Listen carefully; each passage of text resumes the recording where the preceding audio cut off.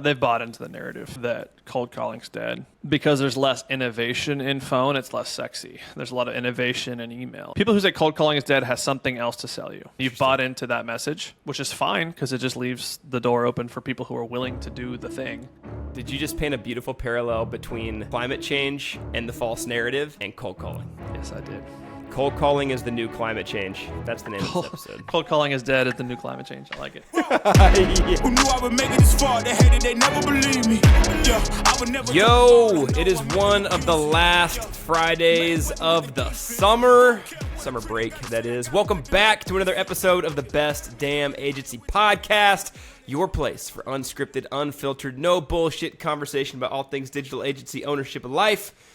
And of course, agency sales. I am the host of this here rodeo, JJ Russell. Joining me as always, the man, the myth, the legend, chest hair showing and all, Joey Gilkey. Just let my man hang out, my manhood. Not all my hope manhood. you're not. Not all of it, but at least some of it. For our small female contingent who just got excited, do not go watch YouTube. It's just chest hair. It's just chest hair. Just chest hair. Don't get too excited. What's up, man? Chilling, dude. We had a great offsite. Just pumped about that. A lot of fun. Pretty envisioned for the future. Got a lot of moving pieces, a lot of good things going on. I Trying feel to buy like a it company. was. Yeah, you're mid-purchase. I mean, you're kind of coming up on the tail end Close of date. getting this thing across the finish hopefully when this publishes, or you've either closed or we're closing the next week. Congrats, man. Well, we'll save all of the fun conversations around that until after it actually happens. Don't want to let the cat out of the bag too early, but Not yet. that's cool. Yeah, I feel like you said, you feel envisioned. It was a good offsite. I feel like it was just three of us, the leadership team, but we got a lot of stuff done. Like, I feel like the conversation moved really fast. There wasn't a lot of wasted time or energy, and it was good. Yeah, it's fun. What's your Yeah, it was biggest one of those- takeaway? I think, the biggest takeaway is, one, we've grown really great, and I think that we'll be able to continue to do that, and I think that we have a huge opportunity at hand that would be foolish for us to not see that through, and so I think that's probably the biggest thing. The second thing is just we've vetted basically every model by trying every model, and we're basically at the model that I think takes it to the moon at this point. And I've always had gut instincts that offers can't. There's not a single offer that we've done that I don't think I could have figured out how to take it to some pretty decent heights. But this is the one where I think that, and it's not a huge variation from what we're currently doing. It's just a matter of committing to one extra thing as part of the offer. But I think that this is the one where I'm like, yeah, this is probably the big kahuna, if you will. Oh, the big kahuna. Joey's manhood and the big kahuna all hanging out at once. You heard it here. Only here. Best Damn Agency Podcast. Boom. That's right. Man, I think for me, I feel a lot of the same things. And for those of you who listen to the show, we've got two companies. For those of you who don't, there's the Mastermind that we currently run. That's a community for 7- and 8-figure digital agency CEOs. But then we've also got Joey owns and I help run Apex Revenue, which is a fractional sales leadership company. That's the one we're talking about. So that was the offsite was for Apex. And I walked away thinking tons of opportunity. I think we're going to nail it. And still, the two biggest things to get right are the two things that we have just struggled to get right, which are people and ops. Yep. Always. Which is pretty much the problem with every company, I'm learning. But yeah. Well, no. Wait, hold on. Wait. It's the problem with every company, and none of them can sell worth a damn. So they suck at sales, ops, and people. So we can do one of those. Yeah, we at least get one right. Yeah. I mean, I think a lot of companies actually get people right. I think that they just don't get ops or sales right. I've just historically not done it. And maybe it's because my ops have been so bad that good people couldn't flourish, potentially. I don't know. But we're going to figure it out. We got a plan. If you're a badass ops person listening to this, looking for a role, Looking for a ride. I need you to be number one, though, in the world. On the rocket ship. Yeah, you've got to be the LeBron of ops. Give Joey a call. Yep. So we also did a workout during this offsite. And Yeah, we did. And, it was tough. So we won't get into all the details. It was awesome, though, getting the workout on your property. So Joey's talked on here about his ranch, his farm. We got to get on the side of a hill and look down the hills. And you brought out all the heavy weights, and we slung some weight around. It was a lot of fun. What did you think of the workout overall? I know you had to leave for a doctor's appointment at the very end. Yeah, I had to go to I had a ENT specialist that I had to go see, but yeah, I totally mistimed that. Man, dude, it was fun. It was a good time. Actually, the half that I was there for, whatever percentage that was of the workout, was challenging in the sense that I felt it the next day, and it was hard during the moment, but actually wasn't too bad. But it was a ton of fun. Yep. I heard the second half that I missed was pretty tough. I said we have two options. We can either do a circuit thing, or we can all just grab heavy stuff and carry it around the mile trail around the farm. And they were both like, the second one. Yeah. But the heavy stuff was like 130-pound sandbag, 60-pound dumbbell farmer's carry, and a kettlebell. And yeah, it was awful. Yeah, I heard it wasn't very fun. I mean, Bo, who's not part of the company, but he's who I work out with. He's an entrepreneur here in town. He's like, dude, we need to do Farm Fridays. And so I think we're going to start doing Farm Fridays now. Dude, now I'm super jealous because I would 1,000% be there. I know. We're going to do Farm Fridays, and then he and I will do Monday and Wednesday other lifts. But that's cool. And then I'll pickleball on Thursdays. Man, you are just a specimen of health. Yeah, totally. 270 pounds of me. Hey, you look good, man. Well, okay, so speaking of health, this is going to be a weird transition. I worked out this morning, and it was like working out. This is at 5:30 in the morning, so it's early. There's no sun. It was like working out in a sauna, and I'm not saying like that humid as shit. Oh, dude, it was. You could drink the water out of the air, and I'm not just so bitching gross. and complaining. There's a point to this, right? Okay. So I want to get your take, because all of the press releases and all of the articles this summer are hottest temperature on record in Death Valley, 131 degrees. The earth is boiling. We're at boiling temperatures. The sea is boiling, right? Like, I feel it. It's hot when I work out, but it was hot 15 years ago in August when I was doing fall, football camp. It's always been hot. So, do you buy into any of this? No. Okay. So then I want to know what here's my theory.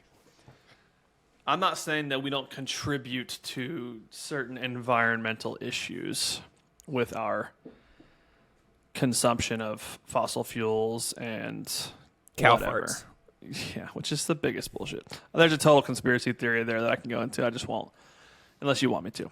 But they're first, the most fun. I'll answer your question first. Right. So I'll answer your question first. Okay. So a good example is a lot of it's propaganda, right? So if you don't realize, like, there is an obvious agenda being pushed alongside of or under the veil of climate, right? It used to be global warming. They changed it to climate change, right? Which is the most fucking, like, it's the broadest statement ever. The climate changes. Like, yes, we know it does, but it's no longer global warming because we had some of our coldest years not too long ago. And so what's funny is, like, I just saw an article that, and again, this is part of the propaganda machine, where it's talking about, like, climate change is real, Antarctica sees lowest temperature in recent years, or in most recent documented years or whatever. And it's like, okay, but then you actually go look at the sources they have to cite, and you go look at the actual article or the journal entry that is being referenced, and it's since 2017. So it's at ever or on record or whatever, but on record is 5 years. Well, no. It's like literally all they have records prior to that. They're just saying that it's the hottest since 2017. It's like, why? It's because the world changes. There's solar flares. Like, there's just different things that the sun contributes to different heat, right? Because the sun is somewhat unpredictable in some ways, and it has solar flares, which throws off certain levels of heat that are higher at different times. or it's more dormant at times and doesn't have as many solar flares, so that doesn't contribute to as much heat. And so this whole like we are in a greenhouse effect, and because of what we're doing, the greenhouse is hotter, etc., is complete garbage. It's complete garbage. Here's the conspiracy, and it's not a conspiracy. It's not a conspiracy as much as like there are certain movements that have to be the Trojan horse for other far more ideological, controversial things, right? Okay. And some of it is veiled in naming conventions of how they name bills, and some of it is veiled in, 1,300-page bills that are called something, right? So I'll give you an example. So the Patriot Act, you heard of that? Yep. Right? So the Patriot Act, you would think, is a pro-American values, constitutional right, like patriot, right? Patriotism. No, the Patriot Act, buried in the Patriot Act, is that the government has right to have extreme transparency from the banks of every transaction below or above a certain dollar figure. Yeah. Right? So the government wants banks to then, because the Patriot Act, report on everything so that the government knows what you spend your money on. That is the opposite of what patriotism is and what the Constitution is about, right? It's small government, not bigger. So there's those types of things. There's also things like we give funding for the stimulus bill, right? It's like, hey, the economy, because of COVID, there's a stimulus bill that comes out. There's 1,300 pages in this bill. Weird. Why is there 1,300 pages? Oh, and we only have 48 hours to read through it, decipher it, and actually have an argument in Congress. But when they do that and you actually look to the pages and you realize that billions of dollars went to, I forget which African country, or maybe it's Middle Eastern country, gender studies. Billions of dollars got pushed over to Ukraine. Billions of dollars went to some other random ridiculous thing. But they make the bill about stimulus package. And so what that does is, one, they can skirt things through. But two, it's usually the liberals who are putting forth this bill, or Democrats. And so when they put forth these massive 1,300-page bills, what they can essentially say is, the conservatives, the Republicans, are stopping your stimulus, or we're going to take care of you. No, conservatives are not so concerned about the stimulus towards the American citizens, although there is an argument there that we shouldn't have overstimulated the market, hence inflation. Conservatives are stopping it because of the fucking weird section you have in the middle about gender studies. Yeah. Or Ukraine funding. Or why we need to give 31 tanks to Ukraine. Right? All those different things are why it's being stopped, but Democrats can then leverage that in the media machine, propaganda machine can say, Republicans hate you because they want to stop the stimulus bill that puts money in your pocket. So circle all this back to cow farts, because that's where you said there's a conspiracy, and I feel like the loop's got to get closed here. Okay. There are powers that be that, just like in pharmaceuticals, they have a vested interest in controlling, right? Yep. If we can say that cow farts, cow flatulence, are contributing to climate change, and climate change is the number one potential threat to humanity, then we can justify the slaughtering of cattle, which then cuts down on the production of meat, right? Yeah. Well, if that were true and that were okay, then I get it. But why simultaneously are people also, those same types of people, invested heavily in synthetic meat or lab-created meat or other forms of you're saying food? there's an alternative motive, and it's Correct. to push their own agenda, to push their own product. Control. 100%. Yep, that's why Bill Gates owns so much farmland, yet he is not a farmer.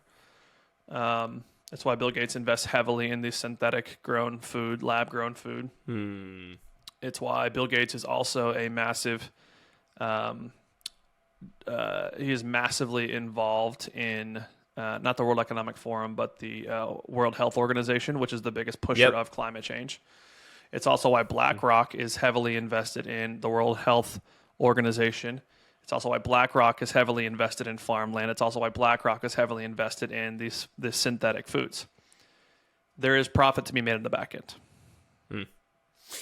Also, Dude, thanks for, last go ahead. and not least is if you can make a case for cattle or for chicken or for whatever, people then become dependent upon where they can get food. And if there is a shortage of the supply chain, then there is an increase, or there is an increase in craze and division, and therefore dependence on the now new provider of food. So, anyways, It's my thoughts. like utilities. Yep. Oh, it's good. It's good, man. All right. We got our taste of conspiracy theories. Yep. Right? So now I want to go to a place that is the total opposite of that type of cesspool and conversation, and I want to talk about LinkedIn. Okay. That is also a cesspool guy. So our good friends over at the Grow Show podcast, Abstract Marketing, they do like the best and the worst features of LinkedIn on any given week. It's a fun segment that they do. I think Jeff is in control of. Was it what Truth they and a talk Lie or about. something? Something like that. It's pretty funny. But I've seen some posts recently about sales, agency sales, small business sales, and I thought it'd be fun to grab a few different positions, posts, ideas, and then just kind of react to them. You can give your thoughts. Some of them are good, and some of them are awful. Also, I've realized why your content gets traction. Okay. And it's not just because you're polarizing. It's not just because you say the hard things that nobody else is willing to say. It's because as I vetted for, searched for, looked for sales content, it all sucks. There's like 3 or 4 other people that I ran into that are consistently posting really good stuff. And I grabbed one of their things. So you'll know great. who it is. Perfect. All right. I'm going to see if you can guess. I was going to tell you who it is because I'll give them a shout out or whatever. They don't know us. We don't know them, whatever. But if I'm going to comment on their stuff. See if you can guess who this is, though. Okay. If your primary strategy is to capture existing market demand through SEO, SEM, without a robust and intentional demand creation strategy, you are vulnerable to slowed growth, increasing CAC, and declining market share. Those who create the demand are the ones that win. I just saw your glasses. Okay. These are my hater he blockers. My LinkedIn hater blocker. So a little bit more background on this. Basically went through and just said, hey, there's all these strategies and tactics. But at the end of the day, the person that can get the market selling their product for them, that's actually generating demand inside of the market, there's word of mouth that's selling for them, there's referrals that's selling for them, they are creating buzz in the market. Those are the people that long-term are going to win. Everybody else is going to experience slow growth, increasing CAC, and declining market share. So, one, do you have any guesses as to who that is? Alex Hormozy. It's Chris Walker. Chris Walker. And 2, I'd be interested to get your take because I know that that's kind of a place that we find ourselves is at the cross section of having to continuously sell our own stuff, but then really trying to generate and starting to generate a lot more buzz inside of the market. Do you agree with Chris or not?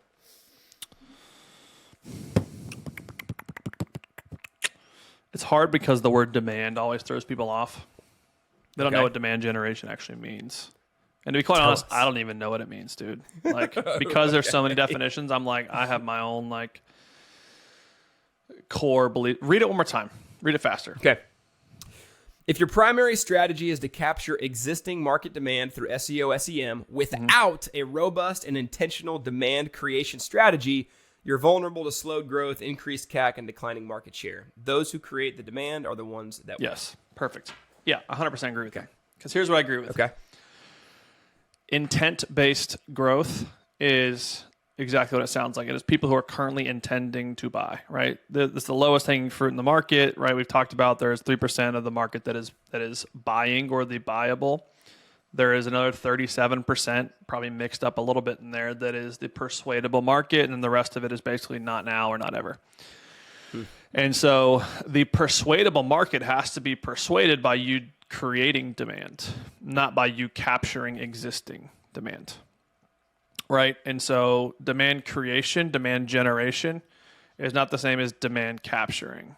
And so there's multiple different ways in which you can create demand. That's why I love outbound sales. It's why I love phone-ready leads. It's why I love completion projects. It's why I love activated leads just as much as I love booked leads, is because that is the portion of the market that is not necessarily raising their hand or actively researching, but they still potentially have the problem and can be persuaded to then demand what it is that you solve the problem with.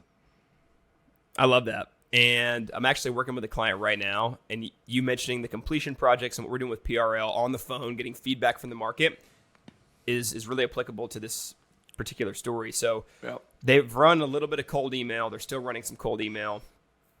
And they just did this completion project with us. So 100 completions, meaning they got through a cold call script to 100 people outbound.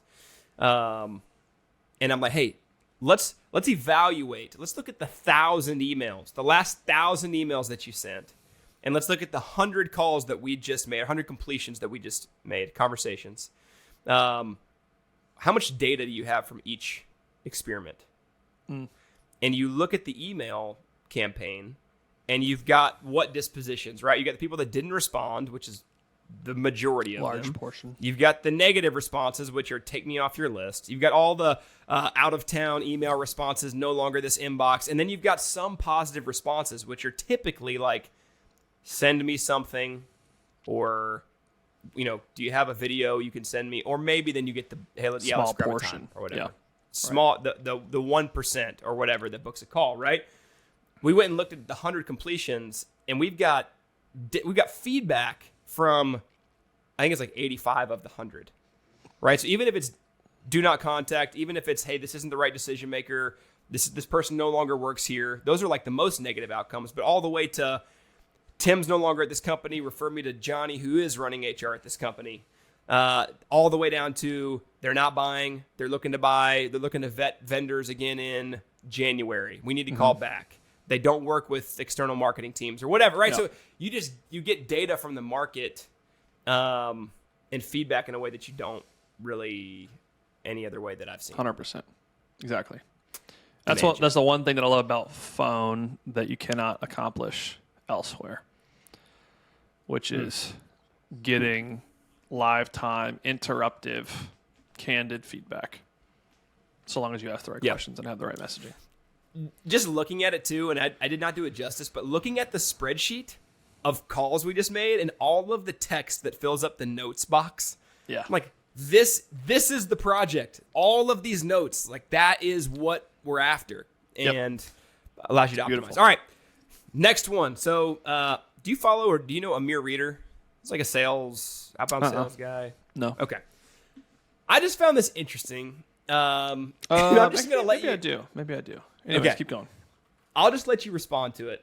So this is a podcast launch announcement / solicitation, right? Looking for guests. Okay. Calling all amazing women leaders in sales. I'm Are done. you a powerhouse in the world of B2B sales solutions? We want you to be a part of our mission. We are launching a groundbreaking podcast and marketplace dedicated to showcasing the brilliance and expertise of women leading sales agencies, sales technology companies, sales training platforms, and sales communities. We believe in the immense value and unique perspective that women bring to the table. We want to amplify your voice, share your stories, and highlight your remarkable achievements. Together, let's empower the world to discover the best B2B sales solution leaders out there. Go fuck yourself. No, dude, it's no different than affirmative action. It's like, hey, you're not good enough, lady, to get on a normal podcast. We've got to create a special podcast just for you to make you feel special. It's like, no, I just think that podcast guests could probably do a better job of bringing on women leaders, and women leaders can probably do a better job of actually being worth a damn. Right? It's no different than there is a substantial amount of male sales leaders, sales companies, etc., and a large majority portion should never be able to be on a podcast. Why? Yeah. Because meritocracy. They're not worth a damn. They're not worth listening to. They're boring as hell. None of their ideas are original.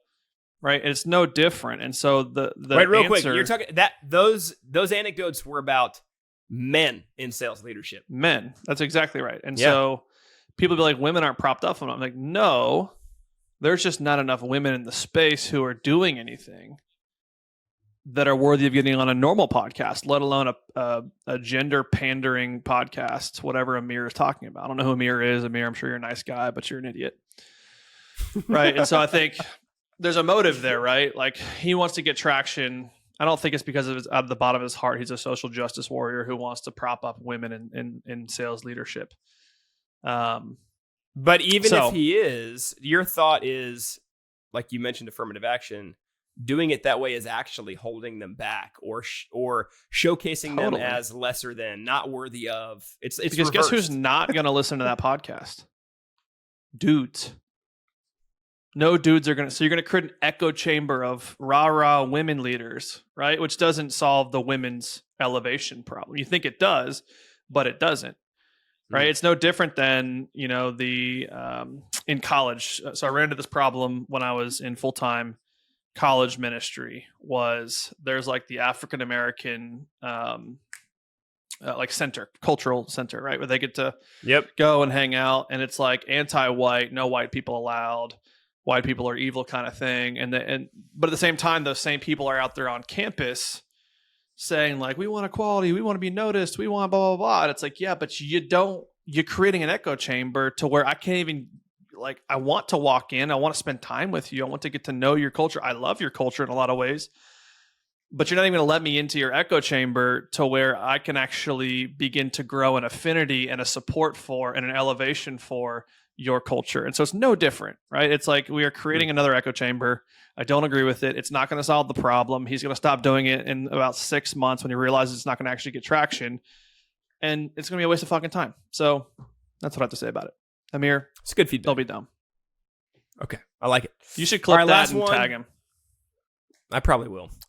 Last one, John Morris over at Ramsey Innovations. John's got a lot of good stuff. First of all, John's an intelligent guy, but the way he posts, I fucking hate it. The long form stuff? Yes, dude. It's long form and it's like one big wall of text. I'm like, I don't even want to read this.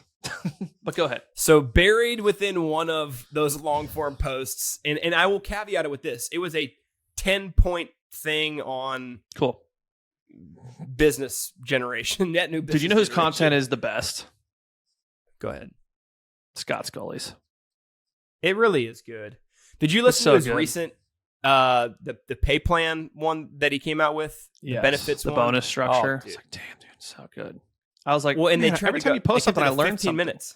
I know. It's super good. He's a smart guy. Golly. Oh, people are just going to finally realize how much we like him if they don't already know. So, all right, John Morris. They'll realize very soon how much I really like him, hopefully. Okay. He says, BDRs, this is John Morris. I have yet to see a really strong BDR program that generates opportunities at scale. I generally recommend using BDRs to call to provide value to a prospect. Let them know about an event or some research. If you call just to buy something, if you call just to have them buy something from you, the results will most likely be lackluster. Okay. I disagree with his first point. I don't disagree with his second. The first point being that I don't see BDR programs working at scale. Second being, you should use it for this. I think it's a both and. I think that BDRs, SDRs should not just be. Here's why. And I'm not going to call John's. Yeah, I am. Okay, I am. Learjon on his team is like their one salesperson. I think they've tried some SDR programs, or I don't know what they've done. They've done it entirely like partner-based growth and stuff like that. Well, they couldn't cut it in the service world from a sales perspective, which is why they're now moving to software and SaaS. And so I think that people can get jaded because of their experience, but it's just not factual. And so I do agree that a lot of BDR and SDR programs are not producing at scale, but there's reasons outside of blanket statement they don't work. I also agree with, or I do agree with the fact that just like we talked about just a minute ago, completions, like it's twofold. One is there are people that are in the buyable market or even in the persuadable market that you can get into an opportunity today, and you should, and that is an objective that you should be aiming for. But there's also the ability to activate an account that maybe isn't ready, and you can invite them to something that is more nurturing, right? A webinar, a piece of content, a podcast, whatever it might be. Like, you should do that. That's part of demand generation. You have to wake up the persuadable market to then generate the demand, and then they turn into book calls later. So I don't disagree. I don't agree. I think it's a weird take personally. Note to self: if I get Joey to comment on LinkedIn posts, it's going to be he's going to go all in, and there will be fallout. Oh, I don't give a shit, dude. You think I know? I stop caring. The only thing I care about a reputation on is doing good ass work. I don't care about what you think about me or what my political belief system is or my ideologies. If you disagree with that, go fuck yourself. But I do care that I do good work. Respectfully. And so, yeah, respectfully, go fuck yourself. Do you want to do a pitch for the mastermind, or you want to just keep rolling? Not really. Mastermind, 7 and 8 figures, CEOs, men only. Sorry, ladies. We like to create our own echo chamber. I create... the goal is to help you multiply both your agency. So you got to be a digital agency CEO. You got to be a male. You've got to want to grow both your business, your leadership, and who you are at home as a husband, as a father, as a community member. I don't need to pitch it. If you fit that category and you're looking to be a part of other guys who are growing as men, as leaders, as business owners, then you should check us out at bestdamnmastermind.com. And if you want to dip your toes in the water, not join the community because we are the most expensive mastermind for agency CEOs in the world, then I suggest instead you go to Palm Springs in November with us, where we have a massive party, massive retreat, multiple days, multiple speakers. Scott Scully doing $100 million in revenue is going to be one of the speakers. So you're going to learn from people that you wouldn't have access to otherwise. If you're interested in that, go to bestdamnmastermind.com/retreats. /retreats. That's it. Love it. I love also how you're like, oh, let's just keep going. And then you're like, I'm just going to pitch it. And you went for it. So. Sometimes my pitches are 3 minutes long, and that's more or less what I was trying to avoid. We keep it organic here on this show, guys. We do. All right. So the old adage, been around forever. Sales is just a numbers game. It's just a numbers game. Well, a lot of outreach strategies, and a lot of them, are ones that we would promote, have gone away from like the outreach at scale, right? So it's more targeted. It's more like less scattershot, more one-to-one. Can you still call it a numbers game? If you're using a more targeted accounts-based approach, can you still call sales a numbers game, or is it so unpredictable because of how nuanced the outreach is that forecasting becomes much more difficult that way? I think with enough data, substantial amount of data, it becomes a numbers game. Okay. With not a lot of data, the numbers are not super worthwhile. Well, let me nuance the question then. So, okay, let's say you have a call center. Let's say you're a huge sales organization with an inside sales team. You've got a huge bullpen of 100 people, and they are dialing every day, right? And they're reading from a script. They've got their standardized training. They've got their manager. That's a numbers game. 1 or 2 years out of college, right? If you lose 10 of them, you replace them with 10 of the exact same people doing the exact same thing, and the ability to ramp them up. And you've got your top performers, but the expectations across the board are that they perform relatively within the same kind of spectrum. Yep. Right? That's a numbers game for sure. Accounts-based, though, right? Like, let's say you've got an accounts-based SDR who you've brought on, you've trained up. They know how to go in and infiltrate these accounts and target specific decision makers and other people that impact the buying decision. They're on LinkedIn, they're in email, they're whatever. It's a much more nuanced skill. I would assume there is a much higher variability of outcome or output for different people. If you have 10 people in that role, the high performers in the middle of the pack, and then the lower tier are just going to be the array is going to be really wide. 100%. Yeah, so and I think that how do you at forecast that point, for that? again, there's still like actual math that could be had, right, with enough data, right? So I'll give you an example. When we had an accounts-based SDR, before I was basically demonstrating how we go about doing a lot of accounts-based research and outreach and so on. And I showed him by just doing it for one account. And I ended up activating and then booking that one account. And then I ended up closing that account now multiple different times. And there will be a multiple six-figure customer. And that's a one attempt, one conversion, multiple closes, $100,000, right? So that is an anecdote, right? I can't derive a ton of data from that outside of Joey's really good at this. And then not a flex as much as like that's just really good numbers. That's the golden goose. You can't replicate it very often. But if you extract it and you go look at me working 100 accounts, I'm probably going to get into 25 of those, right? Roughly. If I do that enough times, it's not so much about I actually stopped tracking open rates for emails. When you do accounts based, you don't really need to, right? And on top of that, you don't need to necessarily look at the responses either. I just want to look at activations and books. And so you can kind of reverse engineer some of the numbers there. But what I care about the most is if I go after 100 accounts and I do account-based efforts towards that particular market, it is highly likely that I will get a 25 or 4-to-1 ratio, where it's like 4 accounts worked equals 1 account activated. Mm-hmm. And I can kind of reverse engineer from there. Because right of deal is very much math. Right of deal meaning everything that happens from the first time appointment through close, contract, signed, paid, etc.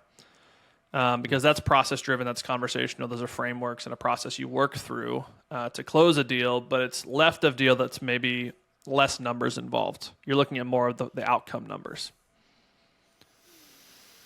So am I right then in assuming that it takes longer to vet or assess the capabilities of an accounts-based biz dev or SDR person versus the at-scale person?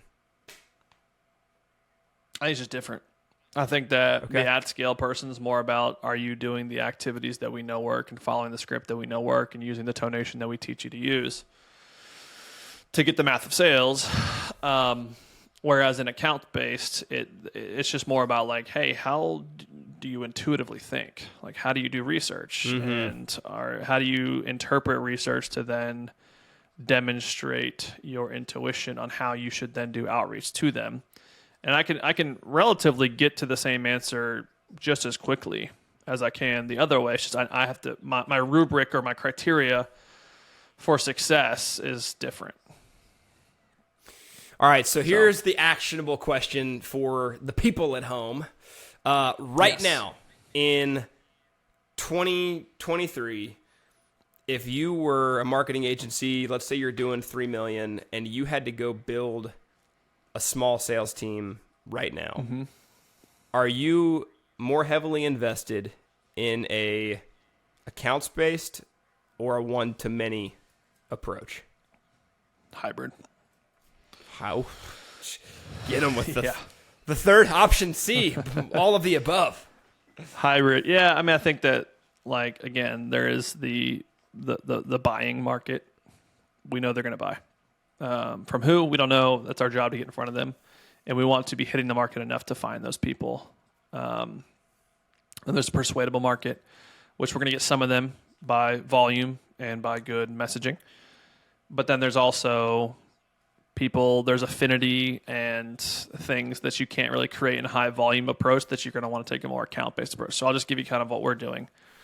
So again, we are using a very specific type of strategy when it comes to list building and list segmentation. We have a team that only picks up the phone and calls numbers of people who we know answer the phone. And so what they do is they do a more volume-based approach to drum up the buying and persuadable market, right? Simultaneously, building out an entire email system that, though it has a lot of automation on the back end, it's entirely around every subject line, every first line, and potentially every call to action is personalized to the individual that's being sent to. And when we do that, we are optimizing for conversions on email, because that's how I believe you get conversions on email. And then phone, it's just more about the messaging and getting a hold of the right person. And so if we can do that, then it's more about optimizing for channel development, like we've talked about in previous episodes. So that's what I would do, is do more volume for the phone, and I would do more accounts-based for email. And then as you find little things that work in accounts-based, are there things that you can then scale a little bit more that enables you to have a little bit more optimization for the less scalable things? It's super interesting because we've been talking about this. You're talking about specific list building, segmentation for the phone, and then teams that are only calling. We've been talking about this now for the last few months, half a year, I don't know, and super excited about what we're seeing. And yet, there are people that I'm close to that I know that this would work incredibly well for, and even the investment into it would not be overwhelmingly substantial, and they've got access to all kinds of talent and people and overseas talent, and yet they are reluctant to step in this direction. Is it because cold calling has a bad rep? Is it because they just don't understand the entirety or the complexity of the strategy and the type of feedback that you're getting? Why aren't people more gung-ho about this?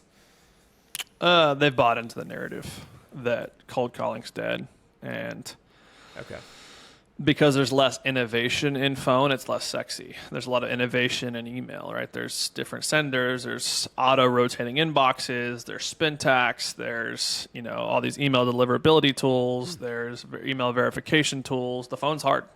Like, it's hard to get right, and it's not sexy by any means. And so I think they bought into the hype that people who say cold calling is dead has something else to sell you. Period.